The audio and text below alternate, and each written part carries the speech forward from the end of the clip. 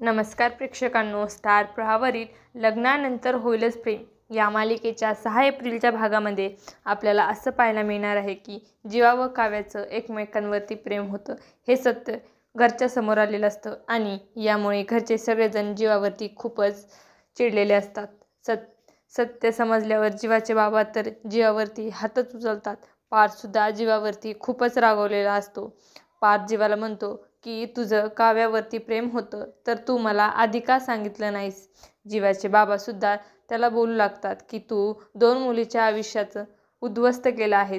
घरचे सगळेजण जीवाला खूपच बोलतात आणि काव्या मात्र रडत असते। नंदिनीसुद्धा आता रडत जीवाकडे येते आणि म्हणते की देव समजलं होतं मी तुम्हाला। मला खूप अभिमान वाटायचा की मला असा नवरा मिळाला जो माझी मान कधीच झुकू देणार नाही, पण आता मला नवरा मनाची सुद्धा लाज वाटते। जीवा सगळं बोलणं गप्पपणे ऐकून घेतो।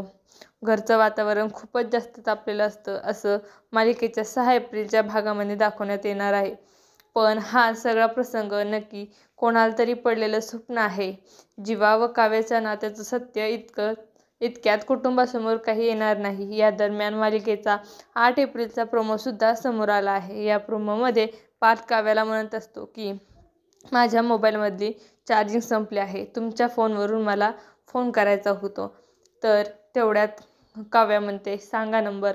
मग पार्थ काव्याला नंबर सांगतो आणि काव्याच्या नंबरमध्ये जीवाचा नंबर हा जीविका म्हणून सेव्ह केलेला असतो। पार्थ म्हणतो की हा नंबर जीवाचा आहे, लावताय ना फोन। तेवढ्यात लगेच जीवाला फोन लावून देते। पार्थ फोन कानाला लावतो तर तिकडे काव्याचा फोन आलेला बघून जीवा खूपच चिडतो आणि रागून काव्याला म्हणतो की तुला मी किती वेळा सांगितलं आहे की मला फोन करत जाऊ नकोस। आपल्यामध्ये जे काही होतं ते आता सगळं संपलं आहे।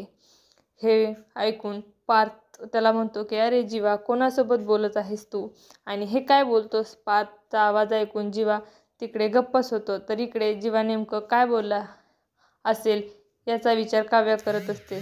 काव्यासुद्धा घाबरूनच गेलेले असते।